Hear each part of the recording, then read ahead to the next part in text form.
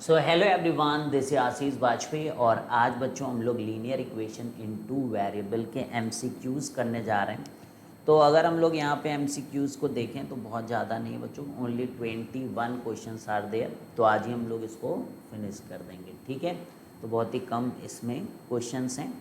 तो देखिए, और ज़्यादातर मैं देख रहा था कि किस टाइप के क्वेश्चंस हैं एमसीक्यू में। तो ज़्यादातर एक के वगैरह की वैल्यू फाइंड आउट करने की, यानी कि यूनिक सॉल्यूशन की कंडीशन और इनफाइनाइट सॉल्यूशन की कंडीशन और नो सॉल्यूशन की कंडीशन के बेस पे बहुत सारे क्वेश्चन बच्चों दिए गए हैं। तो सबसे पहले आई थिंक कि मुझे डिस्कस कर लेना चाहिए कंडीशंस, जिससे कि ईजिली फिर आपको क्वेश्चन समझ में आए, ठीक है। तो यूनिक सॉल्यूशन और इनफाइनाइट सॉल्यूशन को हम लोग जो है कंसिस्टेंट भी बोलते हैं। ये पता रहना चाहिए आपको। कंसिस्टेंट मतलब अगर सॉल्यूशन आ रहा है और सॉल्यूशन नहीं आ रहा है तो इसका मतलब हो गया इनकंसिस्टेंट, ठीक है। तो कंडीशन ऐसे हम लोग लिखते हैं कि a1x मान लीजिए plus b1y is equal to c1 है, ठीक है। एक ये इक्वेशन है। a2x plus b2y is equal to c2 है। तो अगर ये यूनिक सॉल्यूशन है, ठीक है, तो ये लाइंस को रिप्रेजेंट करता है, तो ये इंटरसेक्टिंग लाइन होना चाहिए।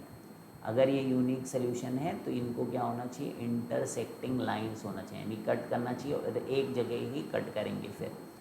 तो इसके लिए क्या होगा कि a1/a2 should not be equal to b1/b2, ठीक है। इससे क्या होती है कि लाइंस पैरेलल नहीं होती।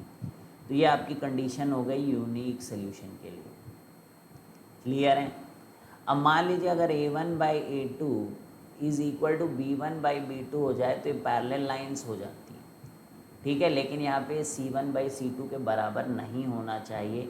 इस केस में नो सॉल्यूशन होता है। क्या होता है इस केस में? No solution.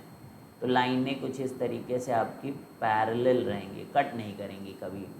एक और कंडीशन यहाँ पर होती है, that is a1/a2 is equal to, I don't think इधर दिख रहा है शायद, तो मुझे इधर लिखना चाहिए बच्चों। और यहाँ पे देखिए कि अगर a1/a2 is equal to b1/b2 is equal to c1/c2 हो गया, तो कोइंसिडेंट लाइंस, इनको क्या बोलते हैं, coincident lines, infinite solutions, infinite solutions, इस टाइप के नामों से इनको जाना जाएगा, ठीक है। तो बस इतने ही कॉन्सेप्ट अगर आपको पता है तो आराम से आप एमसीक्यू कर सकते हैं।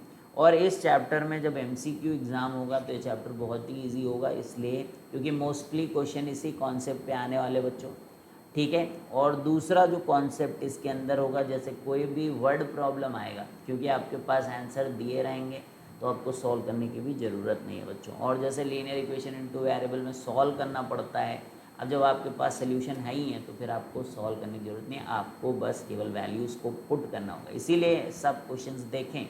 अगर मान लीजिए आपका अच्छे से चैप्टर तैयार भी नहीं है तो एमसीक्यू होने के कारण, ठीक है, एमसीक्यू होने के कारण ये चैप्टर बहुत इजी बन जाता है एमसीक्यू एग्जामिनेशंस के लिए, ठीक है। कई भी बच्चों को थोड़ा सा टफ लगता है ये चैप्टर, लेकिन because it's a MCQ so it becomes very easy.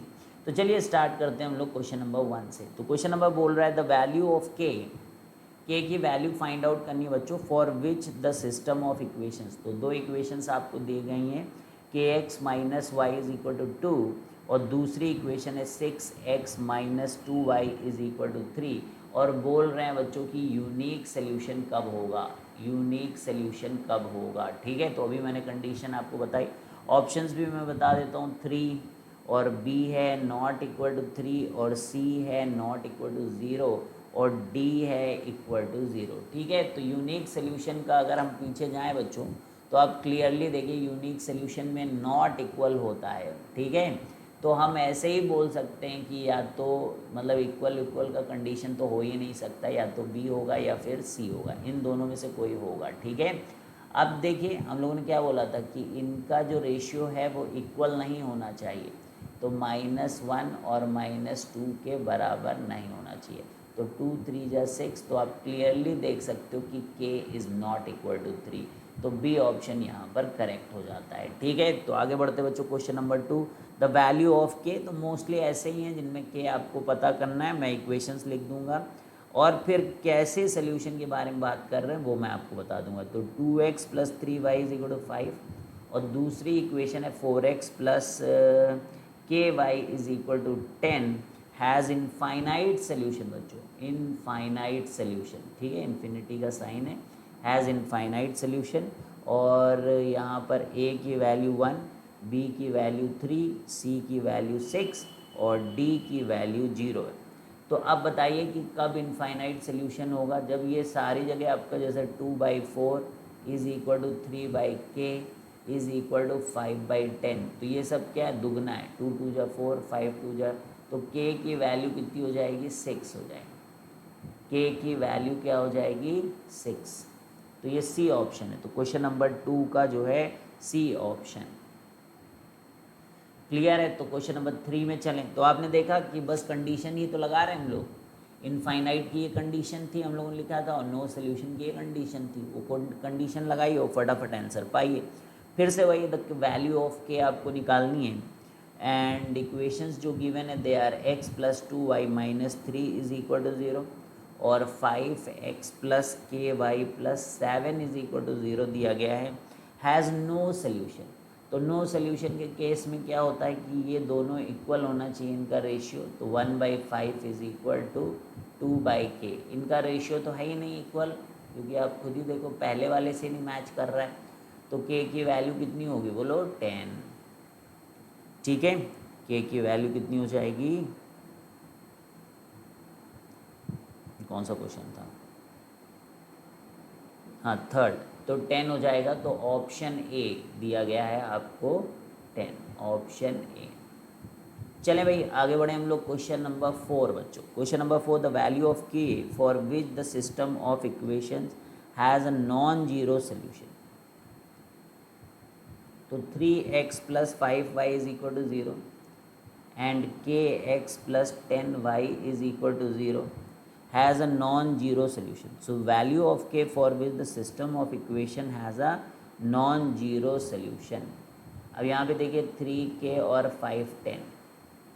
अब नॉन जीरो सोल्यूशन कैसे हो सकता है, तो इसके लिए इनको क्या होना पड़ेगा, तो कोइंसिडेंट, मतलब इनफाइनाइट जब सोल्यूशन होगा ना, इनफाइनाइट सोल्यूशन जब होगा तभी ऐसा हो सकता है कि नॉन जीरो सोल्यूशन हो। तो इसलिए इनको 3/k इज इक्वल टू 5/10 होगा।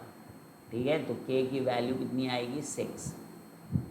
तो इसलिए आपका ऑप्शन यहाँ पर सी होगा। खुद ही सोचो, नॉन जीरो सोल्यूशन का क्या मतलब है, जीरो तो है ही इनका सोल्यूशन ना, तो और भी सोल्यूशन होने पड़ेंगे। नॉन जीरो सोल्यूशन, एक सोल्यूशन तो हम लोग क्लियरली देख रहे हैं कि x और y को अगर जीरो रख दो तो 0 0 इसका सोल्यूशन है। पुट करिए ना x की जगह और y की जगह 0, तो ये 0 0 इसका सोल्यूशन है। आप चाहते हो कि इसको छोड़ के भी कुछ सोल्यूशन हो, तो उसके लिए फिर यानी कि कंडीशन होनी चाहिए इनफाइनाइट सोल्यूशन की, यानी कि ये कोइंसिडेंट लाइंस होंगी। तो ये कोइंसिडेंट तभी लाइंस होंगी जब ये दोनों चीज़ें सेम हो, उसके लिए इनको प्रोपोर्शनल होना पड़ेगा। इनफाइनाइट की कंडीशन यू ऑलरेडी नो। ठीक है, और यहाँ पे इधर साइड से नहीं इक्वल होने का कोई संभावना ही नहीं है, क्योंकि यहाँ पे कांस्टेंट है ही नहीं, इसलिए दोनों के रेशियोज़ को बस इक्वल करना है आपको। ठीक है, I hope it is clear. तो चलिए क्वेश्चन नंबर 5 की तरफ बढ़ते हुए बच्चों, क्वेश्चन नंबर 5 में बोल रहे हैं if the system of equations, तो इक्वेशंस लिख देता हूँ मैं, 2x plus 3y is equal to 7 और फिर यहाँ पर है a plus b times x plus 2a minus b times y is equal to 21 has infinite many solutions. फिर ऑप्शन दिए गए आपको, ए ऑप्शन दिया गया कि a की वैल्यू 1 है, b की वैल्यू 5 है, फिर यहाँ पर b की वैल्यू जो है वो a इज़ इक्वल टू 5 और b इज़ इक्वल टू 1 है, फिर c की वैल्यू जो है वो a is equal to -1, b is equal to 5 है, और d की वैल्यू जो है वो a इज़ इक्वल टू 5 और b इज़ इक्वल टू -1। ठीक है, अब आप देखिए कि यहाँ का जो रेशियो है वो 7/20 है। एक्चुअली क्या होगा कि 2/a plus b is equal to 3/2a minus b is equal to 7/21, यानी कि 1/3 होना चाहिए। तो 2/a प्लस बी 1/3 तो a प्लस बी 6 होना चाहिए, है ना। तो पहली इक्वेशन से आ रहा है कि a प्लस बी क्या होना चाहिए 6। अब यहाँ से देखो 6 कौन से हैं, ये 6 है, ये 6 है, पर ये तो 4 है, तो सी और डी तो देखो ऐसे ही फालतू ही कट जाते हैं बच्चों। अब नेक्स्ट है, आप इसमें से देख लीजिए, एक और इक्वेशन आप देख लीजिए, तो ये 2a माइनस बी 9 हो जाएगा। अगर इन दोनों को सॉल्व करेंगे तो ये 3 3 जा 9, तो 2a minus b is equal to 9। अब आप इसमें से देख लीजिए कि किस इक्वेशन की वैल्यूज़ को पुट करने से 9 आ रहा है। तो इससे तो नहीं आएगा क्योंकि b बड़ा है तो निगेटिव आ जाएगा। आप रख के भी देख सकते हो, 2 1 जा 2 -5, तो ये तो -3 आ रहा है, तो a नहीं है तो फिर क्या है, फिर b है, तो यहाँ पे आप रख दीजिए 2 - 5, 2 × 5 -1, तो 10 - 1 इज़ 9, तो बी ऑप्शन इज करेक्ट। तो क्लियर है बच्चों, इसीलिए मैं कह रहा हूँ कि आपको इक्वेशन भी सॉल्व करने की ज़रूरत नहीं होती है MCQ के अंदर, ठीक है। If the system of equations, तो यहाँ पर भी सिस्टम ऑफ इक्वेशंस कुछ दी गई हैं, that is 3x + y is equal to 1 और 2k - 1 times x plus k - 1 times y is equal to 2k + 1। तो ये दिया गया हमें कि 3x + y, 3x प्लस क्या था, कहाँ गया क्वेश्चन, ये 6, ठीक है, इज इनकंसिस्टेंट। इनकंसिस्टेंट मतलब नो सोल्यूशन, इनकंसिस्टेंट मतलब no solution. So then they are asking कि k की वैल्यू क्या होगी। अब इनकंसिस्टेंट में क्या होता है बच्चों कि 3/2k - 1 और 1/k - 1 इक्वल होना चाहिए, लेकिन इनका जो रेशियो है ना वो 1/2k + 1 के नहीं बराबर होना चाहिए। तो एक बार सॉल्व कर लीजिए आप, 3k - 3 क्रॉस मल्टीप्लाई कर लीजिए, इज़ इक्वल टू 2k - 1, तो इधर भेजिए आप इसको k और इधर 3 - 1 2, तो k की वैल्यू 2 आ रही है। अब k की वैल्यू 2 आ रही है तो यहाँ पे 2 रखिए आप, तो 2 2 4 यानी कि 1 का रेशियो आ रहा है ना। यहाँ पे भी 2 रखोगे तो देखिए 1, लेकिन यहाँ पे जब 2 रखोगे तो ये 5 आ रहा है, तो ये सही है। तो यही कंडीशन तो होती है 1 इज इक्वल टू 1, है ना, कि आगे के दो रेशियोज़ जो है इक्वल होते हैं, तीसरा नहीं इक्वल हो तो इनकंसिस्टेंट होता है। तो इसका option k is equal to 2 वाला आंसर होगा, जो कि डी है, डी ऑप्शन है, ठीक है। देख रहे हैं आप बुक में, तो क्वेश्चन नंबर 6 का डी हो गया। तो चलिए बढ़ते हैं बच्चों क्वेश्चन नंबर 7। क्वेश्चन नंबर 7 के बारे में बात करें तो दिया गया है कि if AM is not equal to BL हो रहे हैं, then the system of equations. तो अपने को सिस्टम ऑफ इक्वेशंस बहुत सारी दी हैं बच्चों। अब ये कह रहे हैं कि क्या होगा। अब आप खुद ही बताइए कि जब नहीं इक्वल का साइन होता है तो क्या होता है, क्या होता है जब इक्वल नहीं वाला। बाकी सब जगह तो इक्वल इक्वल की बात होती है, लेकिन एक ही कंडीशन है जब बोलते हैं कि इक्वल नहीं होना चाहिए। तो यूनिक सोल्यूशन बच्चों, इनफाइनाइट सोल्यूशन, ठीक है। फिर बोल रहे हैं मे और मे नॉट हैव सोल्यूशन, मे और मे नॉट हैव सोल्यूशन, ठीक है। ऑप्शन देख ही सकते हो बुक से, मे और मे नॉट हैव सोल्यूशन। तो यहाँ पे देखिए यूनिक सोल्यूशन की कंडीशन है, कैसे मैं बोल सकता हूँ, क्योंकि उसमें बोलते हैं हम लोग A/L is not equal to B/M, यानी कि x के कोफिशिएंट्स का ratio is not equal to y के कोफिशिएंट का रेशियो। अब आप इनको दोनों तरफ क्रॉस मल्टीप्लाई करेंगे तो अब देखिए यही कंडीशन आ रही है ना, तो सो इजी। तो चलिए भाई क्वेश्चन नंबर 8 की तरफ बढ़ते हैं। तो 8वें सवाल में बोल रहे हैं कि सिस्टम ऑफ इक्वेशंस है हमारे पास 2x + 3y is equal to 7 और फिर 2ax + a + b times y is equal to 28 has infinitely many solutions. Then option देखिएगा, a बराबर 2b, फिर b ऑप्शन, b बराबर 2a,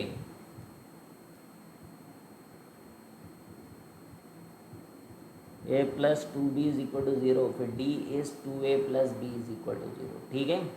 अब देखिए यहाँ पे 2/2a is equal to 3/a + b is equal to 7/28। Infinite solution के लिए तीनों इक्वल होने चाहिए। तो क्लियरली आप एक चीज़ देख रहे हो यहाँ पर, एक तो a की वैल्यू 4 आ रही है, ठीक है, लेकिन उससे कोई मतलब नहीं है, आपको तो a और b में रिलेशन निकालना, जो कि आप यहाँ से पता कर सकते हो, ठीक है। तो यहाँ से आप देखिए, ऐसे भी इन दोनों की भी मदद से कर सकते हो। तो a plus b is equal to 3a, तो b is equal to 2a। a plus b is equal to 3a, तो b is equal to 2a। तो ये देखिए आप, तो क्वेश्चन नंबर 8 और बी ऑप्शन। ठीक है, देखा आपने, बहुत ही बढ़िया। क्वेश्चन नंबर 9 की तरफ, तो इजी है, आप देख रहे हो, सब तो एक ही जैसे क्वेश्चन है। The value of k for which the system of equation has no solution. तो x plus 2y is equal to 5, 3x plus k y plus 15 is equal to 0। तो एक ही तरफ कर लो इसको, ठीक है, -15 हैज़ नो सोल्यूशन। तो 1/3 2/k, इनको इक्वल होना चाहिए, तो k की वैल्यू 6, तो ए ऑप्शन है 6। ठीक है, क्वेश्चन नंबर 10। अब पहले कई बार अब हम लोग बता चुके हैं, क्या चीज़ बता चुके हैं कि no solution, infinitely many solution. ठीक है, इन सब की कंडीशंस क्या है। क्वेश्चन नंबर 10 में बढ़िए, और इसमें बोल रहा है 2x minus 3y is equal to 7 and a plus b times x minus a plus b minus 3y is equal to 4a plus b represent coincident lines, then a and b satisfy the relation. तो फिर से वही है, देखो बच्चों, 2/a plus b is equal to 3/a plus b minus 3 is equal to 7/4a plus b. तो किसी को भी आप मल्टीप्लाई वगैरह कर लो, पहले दो को कर लेते हैं, छोटे टर्म्स कम है थोड़े से, इसमें ज़्यादा है, 3 टर्म है। तो 8a plus 2b is equal to 7a plus 7। ठीक है, तो a is equal to 5b। ठीक है, तो दिया है क्या ऐसा, a is equal to 5b, हाँ दिया है। सी ऑप्शन में देखिए आप, सी ऑप्शन में a minus 5b is equal to 0। तो ये आपका क्वेश्चन नंबर 10 हो गया है। Let us move to question number 11। 11 में आइए, इसमें बोल रहे हैं pair of linear equation in 2 variable is consistent then the line represented by 2 equations are. तो क्या कह रहे हैं, the pair of linear equation is consistent then the line, अगर कंसिस्टेंट है तो एक ऑप्शन दिया देखो, इंटरसेक्टिंग होना चाहिए। कंसिस्टेंट हमने बताया कि मतलब सोल्यूशन एग्जिस्ट करे, तो इंटरसेक्टिंग एक केस है, बिल्कुल एक केस है इंटरसेक्टिंग, लेकिन पैरेलल के केस में होगा, पैरेलल है तो इसमें इक्वेशन कहाँ सॉल्व हो रही, कट करना चाहिए ना। सी में देखिए, ऑलवेज कोइंसिडेंट, अब ये कह रहे हैं कि हमेशा ही कोइंसिडेंट होने से ही सोल्यूशन आता है, जबकि इंटरसेक्टिंग से भी तो आता है, कोइंसिडेंट से भी आता है आई नो, लेकिन इंटरसेक्टिंग से भी आता है, तो इसलिए बोलना कि always coincident is also not right. एक बढ़िया ऑप्शन दिया है डी ऑप्शन की, इंटरसेक्टिंग भी दिया बच्चों और कोइंसिडेंट भी दिया, यही सत्य है। इसी केस में इंटरसेक्टिंग में यूनिक सोल्यूशन होता है और कोइंसिडेंट में आपके इनफाइनाइट सोल्यूशंस होते हैं, तो डी ऑप्शन आपका करेक्ट है। ठीक है, तो काफ़ी आसान आसान क्वेश्चन है बच्चों। ठीक है, तो आई डोंट थिंक कि बिल्कुल भी किसी को भी दिक्कत नहीं होनी चाहिए इनके MCQs में। The area of the triangle formed by, अब देखिए यहाँ पर x/a plus y/b is equal to 1 है। अब कह रहे हैं area of the triangle form by the lines with the coordinate axis is. तो सबसे पहले आपको क्या पता होना चाहिए कि इसको आप प्लॉट करें, तो इंटरसेप्ट आप निकाल ही लेते हो, है ना, इंटरसेप्ट आप निकाल लेते हो, सिखाया मैंने। तो कुछ अगर मान लो किसी को लगता कि नहीं आता तो वो y को 0 रख दे, put y is equal to 0। ठीक है, तो y को 0, तो x बराबर a। ठीक है, तो x बराबर a, x एक्सिस पे लाई करेगा जब y 0 है। इसी तरीके से x को 0 रख दो, तो पुट करिए आप x को 0, तो y की वैल्यू b हो जाएगी। ठीक है, तो यानी कि यहाँ कहीं तो b, तो ये जो लाइन है आपको 2 पॉइंट मिल गए, तो आप लाइन ड्रॉ कर सकते हो। और ये लोग इस एरिया के बारे में बात कर रहे हैं, कैसे पता मुझे, आप देखिए पढ़िए, with the coordinate axis. Coordinate axis कौन सी हैं, एक्स एक्सिस और वाई एक्सिस, तो ये एरिया चाहिए। तो आपको राइट एंगल ट्राइंगल बच्चों, यहाँ पे देखिए 90 डिग्री, तो हाफ, तो एरिया कितनी हो जाएगी, तो हाफ बेस, बेस कितना है a और हाइट कितना है b, तो हाफ ए बी। तो देखिए कोई है क्या ऑप्शन यहाँ पर? यस, ऑप्शन सी दिया है बच्चों।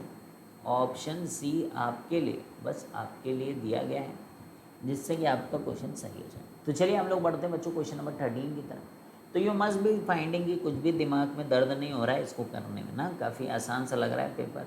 पेपर क्या मतलब है, जो एक्सरसाइज है MCQ है, ऐसे ही होने वाला है आपका पेपर। तो बिल्कुल टेंशन नहीं लेनी है आपको, सारे क्वेश्चन आप सही कर लो।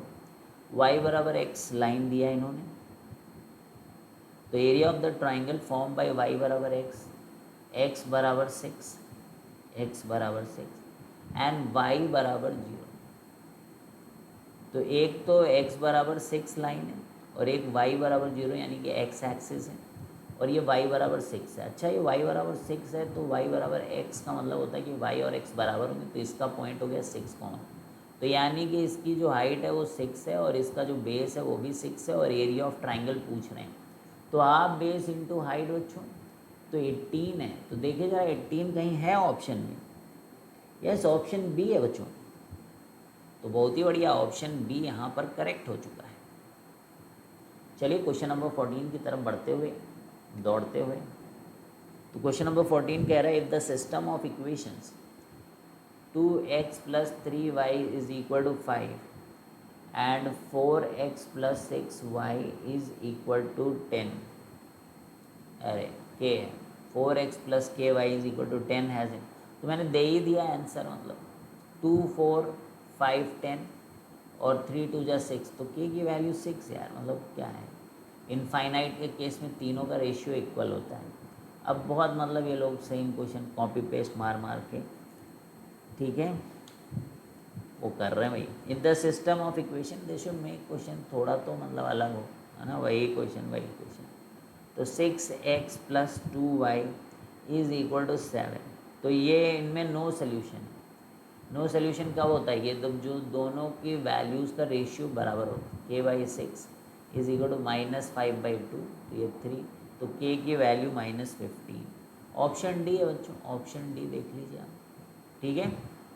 तो क्वेश्चन नंबर 15 के बाद we should move to question number 16, ठीक है, 16वां question. The area of the triangle form by the lines, area of the triangle form by the lines, ध्यान देंगे। x बराबर 3, ये 3 है, तो ये लाइन हम लोगों ने ड्रॉ कर लिया, x बराबर 3, y बराबर 4, तो थोड़ा सा ऊपर y बराबर 4, तो ये ठीक है, इसमें ट्राइंगल बनाना है, और साथ में y बराबर x। अब y बराबर x, that is very important. तो y बराबर x, जैसे कि 3,3 से वो पास होगी लाइन, जो भी है इससे नीचे रहेगी, और इधर 4,4 से पास होगी, और ओरिजिन से होते हुए जा रही होगी लाइन, ऐसे कुछ, ठीक है। थोड़ा सा वाइट कलर ले लूँ। तो ये 3,3 है, कैसे पता? बिकॉज लाइन है y = x, और ये क्या है 4,4 है बच्चों। तो अपने को ये ट्राइंगल पता करना है, ये ट्राइंगल पता करना है 3,4, ये 1 है, 1 हाफ 1 × 1, तो क्या हो जाएगी एरिया? Half square units. तो देख लीजिए आप क्वेश्चन नंबर 16 का ए ऑप्शन है, ठीक है। तो देखा, मतलब आपको अब ये लाइन ड्रॉ करनी आनी चाहिए, जो कि पहले भी आपको पता, y बराबर x, फिर x बराबर 4, y बराबर 4, फिर आराम से ट्राइंगल देख लीजिए कौन से ट्राइंगल की बात, फिर हाफ बेस इंटू हाइट लगा दीजिए। तो I think quite easy. Let's move to question number 17। आसान सवाल है बच्चों। Area of the triangle form by the lines are shown in the figure. तो 2x + 3y = 12। अच्छा, फिगर दिया भी है बच्चों, इधर देखिएगा, 3.24 फिगर है, उसको देखिएगा। तो इन्होंने खुद से लाइन बना दी, ना देते तो आप लाइन बना भी सकते थे, ऐसी कोई बात नहीं, पर इन्होंने दे ही दिया, तो अब हम लोग क्या कर सकते हैं बच्चों। ये 0.6,0 बोल रहे हैं लोग, और ये लाइन का पॉइंट है 0,4, ठीक है। इसको b का नामकरण दिया है इन्होंने, और इसको a का। तो ये जो है लाइन है, ये 2x + 3y - 12 = 0, ठीक है। तो ये सब पॉइंट्स पता करने के लिए एक मेथड बता देता हूँ आप लोगों को, बहुत आसान वाला मेथड। ये जैसे 12, इसको इधर बोलिए, इसको 1 बना दीजिए आप, तो 12 से डिवाइड कर दीजिए सबको, तो 2/12x plus 3/12y is equal to 1, ऐसे 12 से दोनों तरफ डिवाइड कर दीजिए। तो ये देखिए ये x/6 है और ये y/4 है इज इक्वल टू 1। अगर ऐसे लिख दिया ना तो जो x के नीचे वो यहाँ आता है, जो y के नीचे वो इधर आता है कोऑर्डिनेट एक्सिस। तो ये हो गया है। फिर एक और लाइन है हमारे पास, दैट इज़ कौन सी लाइन है, एक दूसरी लाइन भी बोल रहे हैं लोग, x minus y minus 1 is equal to 0। तो वो जा रही, वो कुछ ऐसे कट करते हुए जा रही, देखो ऐसे नहीं, कुछ और थोड़ा सा नीचे से मान लीजिए जा रही। तो ये पॉइंट दिया है C, दैट इज़ 1,0, और इन्होंने जहाँ पे कट किया वो भी इन्होंने बता दिया। काफ़ी अच्छे लोग हैं, सब खुद ही कर दे रहे हैं, आपके लिए कुछ करने को छोड़ ही नहीं रहे। ठीक है, बहुत सुंदर। अब इसके बाद का जो देखना अपने को, ये इधर कहाँ कट किया ये भी दे दिया है, सब दे दिया है बच्चों, आपको कुछ भी नहीं करना है। आपसे तो कुछ देखिए छोटा मोटा सवाल पूछने वाले हैं, ये सब दिया है। तो कह रहे हैं area of the triangle form by the lines, okay line दिया है, फिर ये लाइन भी दी है आपको, एंड x इक्वल टू 0। अब x इक्वल टू 0 होता है वाई एक्सेस। तो जो इस एरिया के बारे में बात कर रहे हैं ना बच्चों, इस वाले एरिया के बारे में बात कर रहे हैं, क्योंकि x इक्वल टू 0 मतलब वाई एक्सिस से बाउंडेड, ये वाला एरिया चाहते हैं। अब आप देखिए कि ये लेंथ कितनी है 5, इसको बेस बना लें, और हाइट जो है यहाँ पर x का कोऑर्डिनेट हो जाएगा बच्चों। x का कोऑर्डिनेट कितना है 3, तो हाफ इंटू 5 इंटू 3, तो 15/2। देखिए कोई है क्या आंसर, 7.5 जैसा कुछ दिख रहा हो। अरे हाँ, बी ऑप्शन बच्चों, बी ऑप्शन बहुत ही शानदार। तो आप देख रहे हो मतलब कितना आसान है। अब देखिए कुछ कुछ वर्ड प्रॉब्लम्स को कैसे हम लोग टैकल करेंगे, देखिएगा आप बहुत आसान तरीके से। मतलब मैं सॉल्व नहीं करूँगा, सॉल्व तो मैंने बहुत कर दिया, आई थिंक 25-26 वीडियोज़ बनाए सॉल्व करने के लिए। ठीक है, अब MCQ पेपर तो मज़े के लिए होता है बच्चों, मतलब कुछ करना ही नहीं होता है। Sum of the digits of 2 digit number is, मैं ऑप्शन लिख देता हूँ क्योंकि ये सब क्वेश्चन सारे ऑप्शन से हो जाते हैं। A बराबर 25, B बराबर 72, C बराबर 63। बाकी क्या मेथड है ये आप पीछे के लेक्चर्स देखोगे तो आपको खुद ही समझ में आएगा। तो क्या कह रहे हैं, sum of the digits of 2 digit number, ये ऑप्शन पे ध्यान देना है, इज़ 9। तो ये देखिए 5, 2, 7, ये कह रहे हैं कि सम ऑफ डिजिट्स 9 होने चाहिए। मतलब ऐसे ऑप्शन ही क्यों देते हैं लोग, ठीक है, एकदम ही मूर्ख समझते बच्चों को। 7 + 2 9, 6 + 3 9, 3 6 9। तो B C D ऑप्शन में से कोई अभी तक आंसर हो सकता है पहली लाइन पढ़ने के बाद। अब ये कह रहे हैं कि 27 ऐड करो तो digits of the number gets reverse.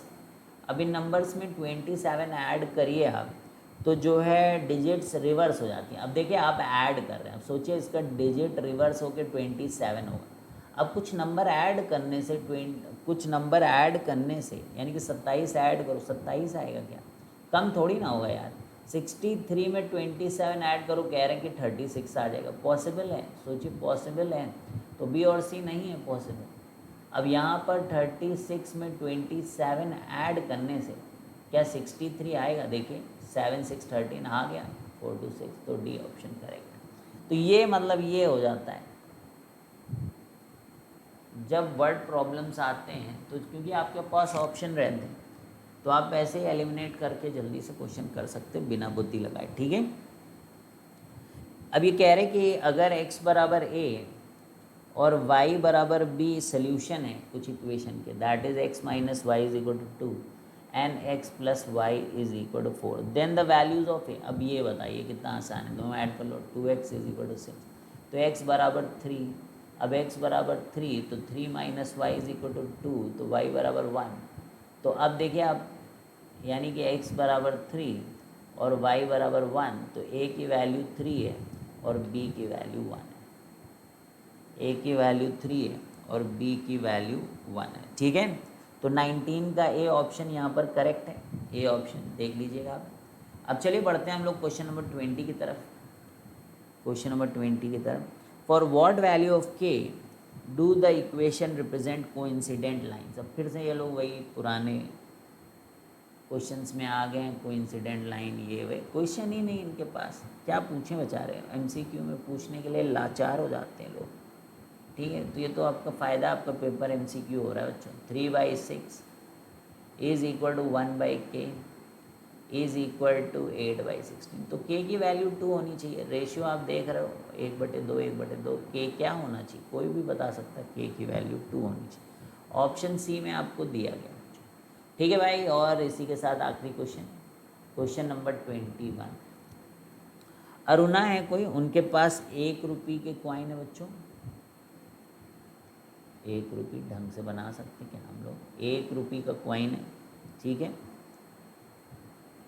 और एक 2 रुपये का कॉइन है, ऐसे, ठीक है, 2 कॉइन्स हैं ऐसे, कुछ कॉइन्स 1 रुपये के, कुछ 2 के। If the total number of coins that she has, इन दोनों कॉइन्स का जो सम वैल्यू है, यानी x, अगर इसको x मान लें, इसको y मान लें, तो गिवन है x plus y is equal to 50।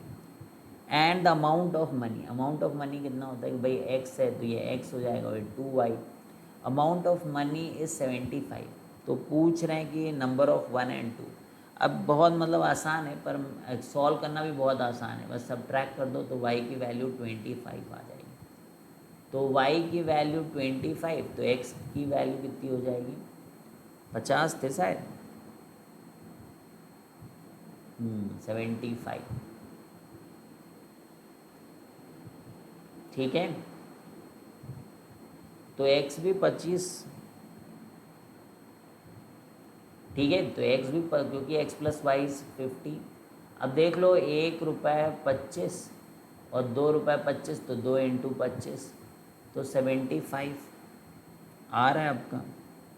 तो आपका जो ऑप्शन होगा ना, आपका जो ऑप्शन होगा वो कौन सा होगा, डी होगा। अब लेकिन ये लोग गलत बोल रहे हैं भाई, इनको समझा लीजिए इन लोगों को। 21 का बी बोल रहे हैं, खुद ही सोचो, दोनों को ऐड करने में नंबर ऑफ कॉइन्स बी डालोगे तो 35 प्लस 20 कितना हो जाएगा, 55 हो जाएगा भाई। तो गलत है, 21 का डी ऑप्शन सही होगा, ठीक है। चेक कर लीजिएगा आप लोग, option D is correct. Solve करके भी मैंने दिखा दिया, दोनों 25 आ रहा है, ठीक है। 25 प्लस 25 50, और 1 रुपये 25, तो 25 रुपये हो गए बच्चों, और 25 कॉइन है 2 रुपये, तो 50 रुपये हुए ना, तो टोटल 75 रुपये हुए कि नहीं हुए, ठीक है। समझ में आया। तो बच्चों हो गया ये भी चैप्टर। अब नेक्स्ट चैप्टर कौन सा बच्चों, कमेंट में लिखिएगा, जो कि टर्म 1 में आ रहा है। आई थिंक क्वाड्रेटिक नहीं आ रहा है, इसके बाद जो आ रहा है वो कौन सा है बता दीजिएगा, उसको भी कर देंगे हम। एपी आ रहा है क्या, तो एक बार ज़रूर कमेंट में लिखिएगा कि इसके बाद क्वाड्रेटिक आ रहा है कि एपी आ रहा है, ठीक है। तो चलिए बच्चों, bye bye, see you guys, have a great day. बहुत आसान है, आपने देखा, 3 चैप्टर देख चुके हैं आप, कि एमसीक्यूज़ को करने का तरीका भी अलग ही होता, थोड़ा सा जल्दी कर सकते हैं हम लोग, और फिर आराम से रिलैक्स रह सकते हैं। चलिए बच्चों, bye bye, see you, have a great day.